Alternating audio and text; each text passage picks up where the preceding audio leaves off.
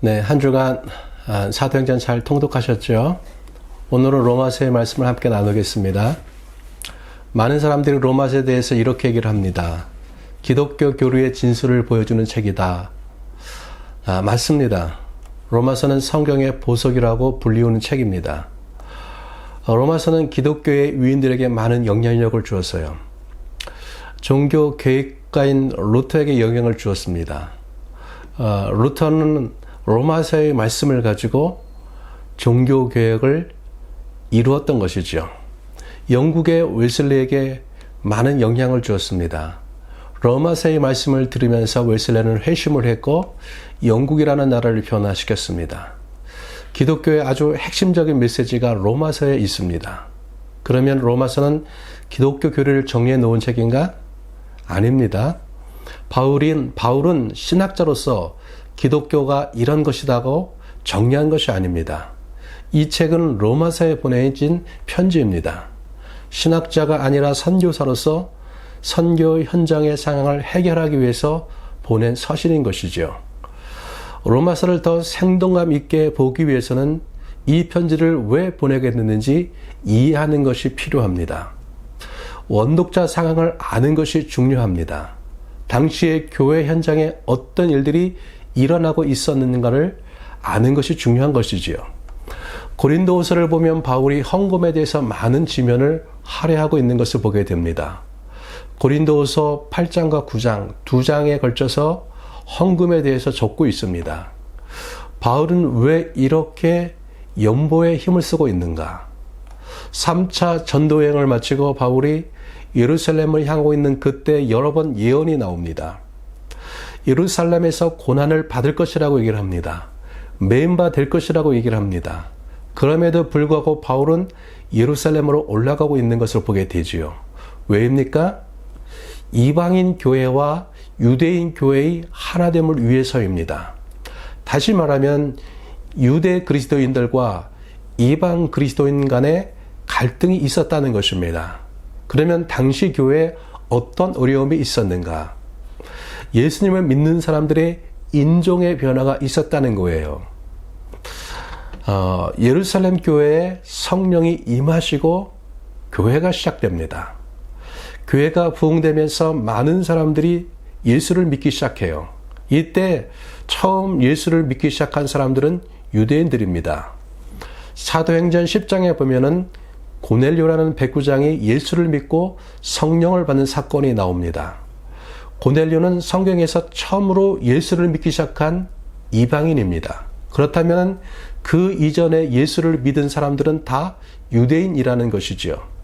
그런데 스데반의 순교 후 교회를 향한 박해가 일어나고 그리스도인들이 온 땅으로 흩어집니다. 그들에 의해 이방인들에게 드디어 복음이 들어갑니다. 안디옥 교회가 세워지고 이방인들이 예수님에게 돌아오는 일들이 일어납니다. 안디옥 교회는 성령의 인도를 따라서 바나바와 바울을 안수하여서 선교사로 파송합니다. 본격적인 이방 선교의 문이 열리는 것이지요. 이때가 AD 46년경입니다. 이때까지 대부분의 그리스도인들은 유대인들입니다. 그런데 바울의 1차, 2차, 3차 전도여행을 통해서 본격적으로 이방인들에게 복음이 전파됩니다. 시간이 지날수록 점점 많은 이방인들이 예수를 믿게 됩니다. 시간이 지날수록 유대인과 이방인의 믿는 사람의 비율의 격차가 줄어드는 것이에요. 그리고 3차 전도여행이 끝나는 AD 57년경에는 이방인들이 유대인들보다 더욱더 많아지는 것입니다. 이방인이 교회의 주류가 되기 시작하는 것입니다. 그러면서 이방인 공동체와 유대인 공동체 간에 어려움이 생깁니다. 어떤 일들이 일어나는가? 유대인들이 감당하기 힘든 기독교 문화들이 일어납니다. 교회에서 돼지고기를 먹습니다. 안식일에도 일들을 합니다. 우상에게 바쳐진 고기를 거리낌 없이 먹는 이방인 그리스도인들이 있습니다. 여러분 한번 생각해 보세요. 다니엘서를 보면은 다니엘과 세 친구가 생명을 걸고 우상에 바쳐진 고기와 포도주를 먹지 않습니다. 이러한 정서를 가지고 있는 유대인들에게 이방 기독교인들의 이러한 모습은 견디기 힘든 것이에요. 시험이 드는 것입니다. 이러한 갈등이 유대 그리스도인들과 이방 그리스도인들 간에 있었던 것입니다. 교회의 구성원들이 이방인이 다수가 되면서 이런 문제가 계속해서 생기는 것입니다. 이러한 이방인과 유대인 간의 갈등 중심에 바울이 있는 것입니다. 바울은 이런 문제를 해결하고 싶었어요. 이방 그리스도인들과 유대 그리스도인들 간에 하나됨을 이루고 싶었습니다. 해결하는 방법 중에 하나가 무엇입니까? 유대 그리스도인들이 어려울 때 이방 형제들의 사랑을 전하는 것입니다. 이방인을 한번 생각해 보십시다. 이방인은 유대인들에게 영적인 빚을 졌습니다. 복음이 유대인들을 통해서 이방인에게 왔기 때문에 그렇습니다. 그런데 당시에 여러 번에 걸친 기근이 있었어요. 유대 그리스도인들이 많은 어려움을 겪고 있습니다. 이때 이 갈등을 해결하기 위한 가장 좋은 방법이 무엇입니까? 어려운 형제들을 섬기는 것이에요. 그래서 바울이 이방 교회들에서 많은 헌금을 걷습니다. 바울이 헌금을 독려합니다. 그렇게 거둔 헌금을 가지고 예루살렘으로 올라가는 것입니다. 고난과 핍박이 있음을 알면서도 올라가는 것이지요. 왜입니까? 교회의 하나됨을 위해서인 것이지요.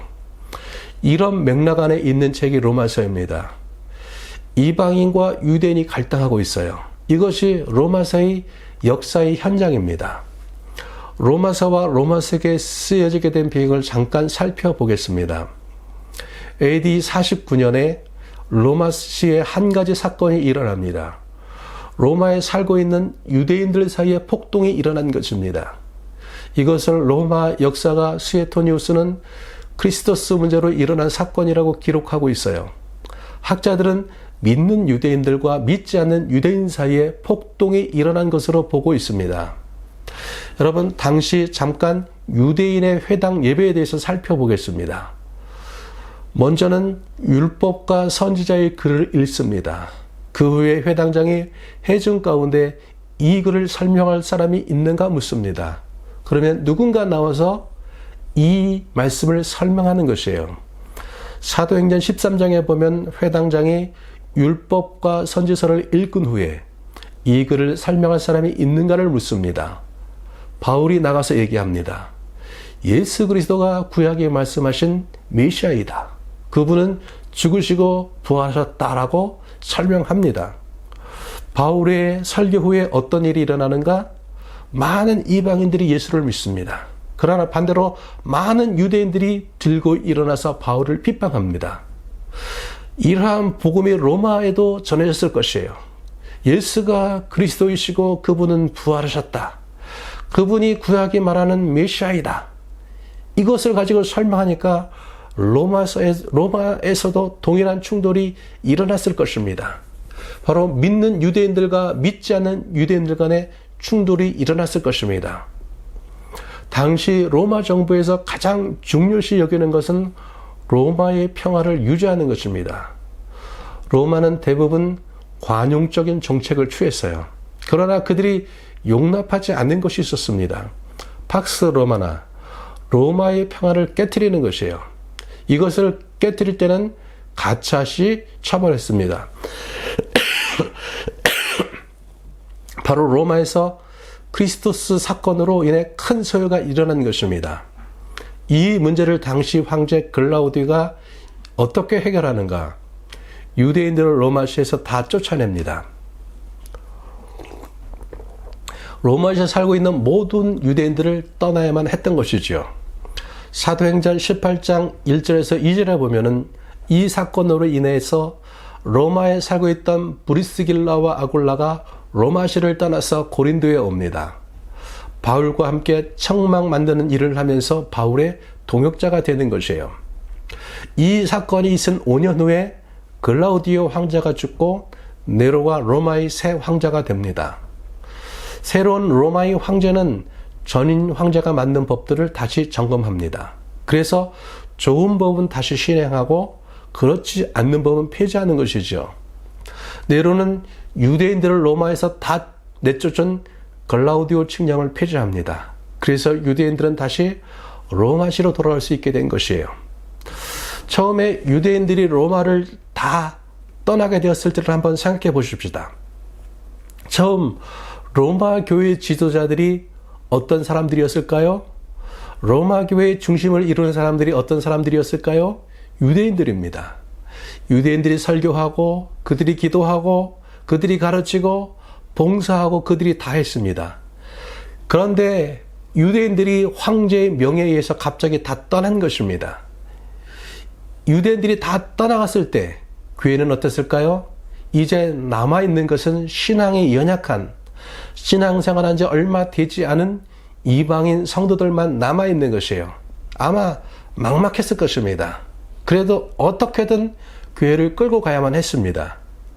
아마도 남은 이방인 그리스도인들끼리 긴급회의가 열렸을 것이에요. 어떤 결정들이 되어졌을까요? 신앙생활한 지 3년밖에 되지 않은 집사님이 계십니다. 그나마 성경을 조금 압니다. 집사님, 다음 주부터 집사님이 설교하세요. 신앙생활한 지 얼마 안 된 청년이 있습니다. 아동부 교사로 얼마 전부터 봉사하기 시작했습니다. 아무개 청년, 다음 주부터 교회 학기를 책임지고 지도해 주세요. 잘 해보세요. 여러분, 이러한 일들이 일어나지 않았을까요? 분명히 이런 일들이 일어났을 것입니다. 신앙이 연약한 이방인들이 설교하고 그들이 봉사하고 그들이 헌금하고 그들이 가르치기 시작했습니다. 방법이 없어요. 교회가 문 닫지 않고 지속되기 위해서는 이렇게라도 할 수밖에 없는 것이에요. 남아있는 믿음이 연약한 이방 그리스도인들이 이렇게 교회를 지켜가기 시작합니다. 죽을 힘을 다해서 교회를 지키기 시작합니다. 이렇게 5년이 지났을 때 로마 교회는 어떤 교회가 되어 있었을까요?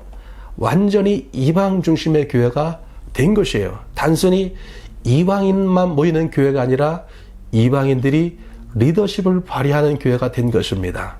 그런데 5년이 지나고 브리스길라와 아굴라를 포함한 많은 그리스도인들이, 유대 그리스도인들이 로마로 돌아오기 시작합니다. 여러분, 5년 만에 그들이 만났을 때 어땠을까요? 얼마나 보고 싶었겠습니까?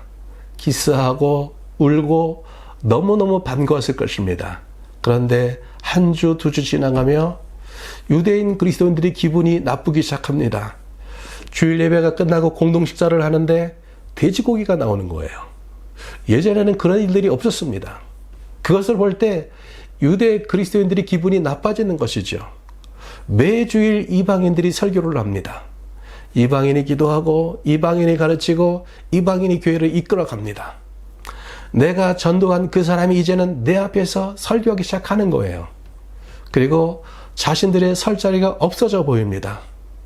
여러분, 유대인들은 유대인들대로 자부심이 있어요. 복음이 어디에서 시작됐습니까? 유대인에게서 시작했던 것이죠.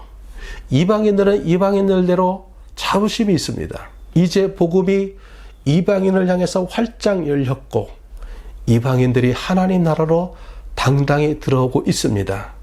자신들이 이제는 교회의 중추적인 역할을 감당하고 있는 것입니다. 이렇게 로마 교회는 유대 그리스도인들과 이방 그리스도인들로 나누어져 갈등하고 있었습니다. 이런 상황에서 바울이 로마서를 쓰고 있습니다. 로마서에서 바울이 본격적으로 다루고 있는 것은 복음입니다. 복음의 핵심을 다루고 있는 것이 로마서인 것이지요. 왜입니까? 여러분, 갈등의 문제를 어떻게 해결할 수 있을까요? 복음만이 가능하기 때문입니다. 복음만이 그들의 갈등을 해결할 수 있기 때문이에요. 복음 안에는 하나님의 의가 나타나 있습니다. 오직 하나님의 의를 믿음으로 말미암아 구원을 받습니다. 복음 안에서는요, 내가 자랑할 것이 없어요. 복음 안에는 인간이 자랑할 것이 없는 것이에요. 여러분, 그들이 왜 갈등하고 싸웁니까? 내가 잘났기 때문이라고 생각하기 때문입니다. 우리가 잘났다고 생각하기 때문에 판단하는 것이죠. 그래서 갈등의 문제를 해결하기 위해서 바울은 복음에서부터 접근합니다. 이러한 갈등을 해결하기 위해서 바울이 로마서를 쓰고 있는 것입니다. 본문에 들어가겠습니다. 본문 1장 1절부터 17절은 로마서의 서론에 해당합니다. 여기서 바울은 내가 복음을 부끄러워하지 않는다고 말씀합니다. 복음은 모든 사람에게 구원을 주시는 하나님의 능력이 때문이라고 말씀하고 있습니다. 왜입니까? 복음에는 하나님의 의가 나타나 있기 때문에 그렇습니다. 우리를 하나님 앞에 당당하게 설 수 있게 하는 하나님의 의가 복음 안에 있기 때문에 그렇습니다. 1장 18절부터 32절까지는 이방인의 죄를 말하고 있습니다. 이방인 너희는 죄인이다라고 선포합니다. 본문의 죄가 이방인의 죄인 것을 어떻게 알 수 있는가? 우상 숭배와 동성애에 대해서 말씀하고 있기 때문에 그렇습니다. 열왕기서를 보면은 북이스라엘과 남유다가 아스로와 바벨론에게 멸망합니다. 그들의 죄 때문에 하나님이 심판하심으로 말미암아 망한 것이에요. 그런데 그들의 대표적인 죄 두 가지가 있습니다. 하나는 우상 숭배이고 하나는 사회적 불의입니다. 바벨론에서 많은 포로의 시간을 보낸 후 다시 돌아온 유대인들은 더 이상 그 시절을 생각하면서 우상 숭배의 죄를 짓지 않는 것이죠. 또한 신명기에 보면 반드시 죽여야 할 죄들이 나오고 있습니다. 가장 대표적인 죄가 동성애인 것이죠. 당시 유대인들은 동성애와 우상 숭배의 죄를 짓지 않았습니다.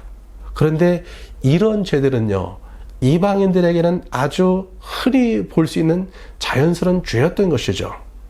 그렇기 때문에 우리가 이 부분은 이방인의 죄에 대해서 언급하고 있다는 것을 알 수가 있겠죠. 여기서 우리가 보아야 할 것들이 있습니다. 뿌리의 죄와 열매의 죄를 볼 수가 있습니다.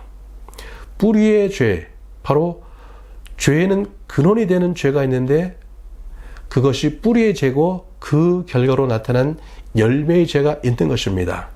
그러면 뿌리의 죄는 무엇인가?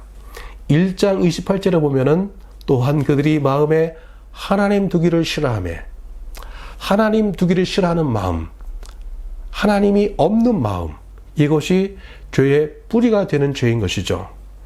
1장 29절부터 30절까지 보겠습니다. 곧 모든 불의, 추와 탐욕, 악의가 가득한 자요, 시기, 살인, 분쟁, 사기, 악독이 가득한 자요, 수근수근하는 자요, 비방하는 자요, 하나님께서 미워하는 자요, 능욕하는 자요, 교만한 자요, 자랑하는 자요, 악을 도모하는 자요, 부모를 거역하는 자요. 31절까지도 보겠습니다. 우매한 자요, 배약하는 자요, 무정한 자요, 무자비한 자라.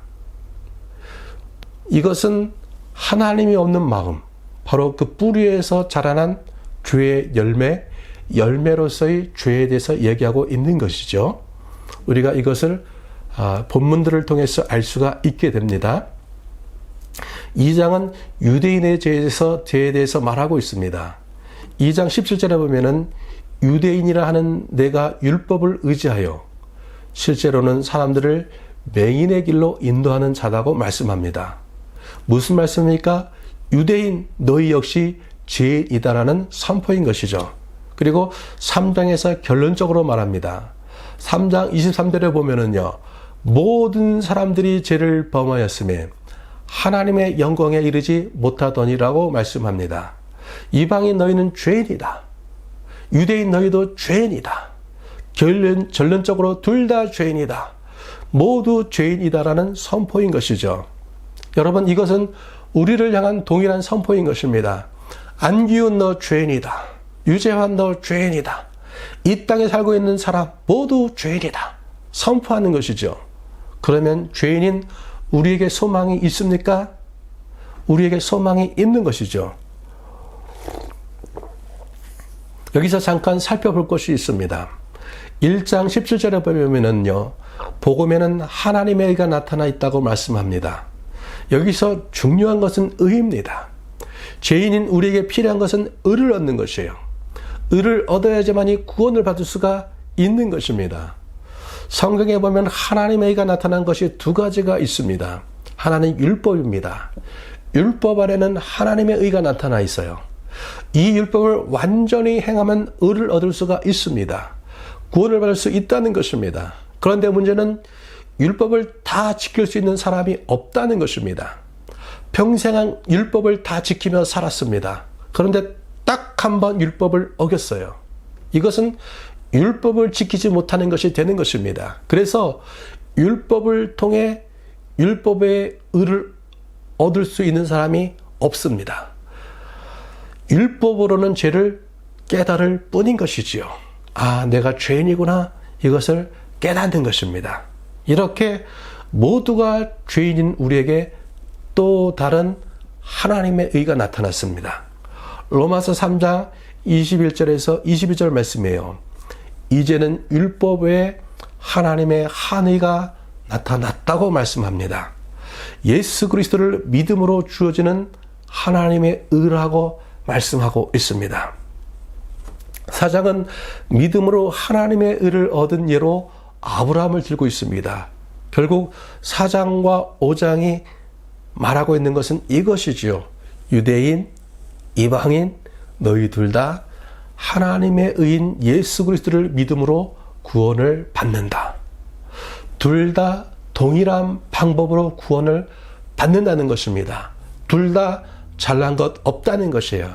그래서 1장부터 5장까지 내용을 정리하면 둘 다 동일한 죄인이고 둘 다 동일한 방법으로 구원을 받는다라는 말씀인 것입니다. 6장의 말씀은요. 이방인 너희는 죄 안에서 죽었다. 7장은요.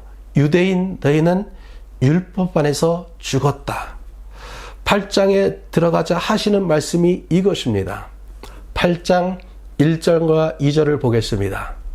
그러므로 이제 예수 그리스도 안에 있는 자에게는 결코 정죄함이 없나니 이는 그리스도 예수 안에는 생명의 성령의 법이 죄와 사망의 법에서 너를 해방하였음이라. 6장에서 8장까지의 내용을 정리하면 이렇습니다. 둘 다 죽었고 둘 다 살았다는 것입니다. 이방인 너희는 죄 안에서 죽은 자였고 유대인 너희는 율법 안에서 죽은 자였다. 그러나 생명의 성령의 법 안에서 너희 둘 다 살았다라는 말씀인 것이죠. 9장부터 11장의 내용은 무엇인가? 그러면은 유대인이라는 존재, 이스라엘이라는 존재는 어떤 존재인가에 대해서 말씀하고 있는 것이죠. 9장의 내용이 이스라엘의 과거, 하나님이 이스라엘을 선택하셨다는 것입니다. 10장의 내용은 이스라엘 현재, 그러나 그들이 하나님을 거절했다는 것이에요. 11장의 내용은 이스라엘의 미래를 다루고 있습니다. 하나님이 그들을 회복시킬 것이라는 말씀인 것이죠. 이것이 11장까지의 내용인데 바울 서신의 공통적인 특징은 전반부에서는 교리를 다루고 후반부에서는 실천을 다룹니다. 1장부터 11장까지 교리를 다루었다면 12장부터는 실천을 다루고 있는 것이죠. 12장부터의 내용은 그러면 어떻게 살 것인가? 어떻게 실천하면서 살 것인가? 이것에 대해서 말씀하고 있는 것이죠. 12장 1절은 이렇게 말씀을 시작합니다. 그러므로 형제들아, 내가 하나님의 모든 자비하심으로 너희를 권하노니 너희 몸을 하나님이 기뻐하시는 거룩한 산 제물로 드리라. 이는 너희가 드릴 영적 예배니라. 말씀하고 있습니다. 14장에는 당시 로마의 교회의 논쟁이 되고 있는 문제 중에 하나인 먹는 문제, 이것을 다루고 있습니다. 여러분, 당시에는 이런 사고가 있었습니다. 짐승에게 영혼이 있다고 생각했습니다. 자기 집에서 소를 잡았다. 그 소의 영혼이 자기를 괴롭힐 것이라는 두려움이 있었습니다. 그래서 당시 짐승을 도살할 때는요, 어디에서 잡았냐면 신전에서 잡았던 것이죠. 당시의 신전에는 도살장이 딸려 있었던 것입니다. 사람들이 소를 잡기 위해 소를 데리고 신전에 갑니다. 먼저 신에게 제사를 드린 후 고기를 잡습니다. 신에게 드릴 부분은 드리고 나머지 고기를 시장에 가서 팝니다. 당시에 대부분의 고기는 우상에게 제사를 드린 고기인 것이죠. 그런데 당시 교회는 이것을 먹을 만한 믿음이 있는 자와 그렇지 않은 자가 있었던 것이죠. 아마도 연약한 자들은 유대인이었을 것입니다.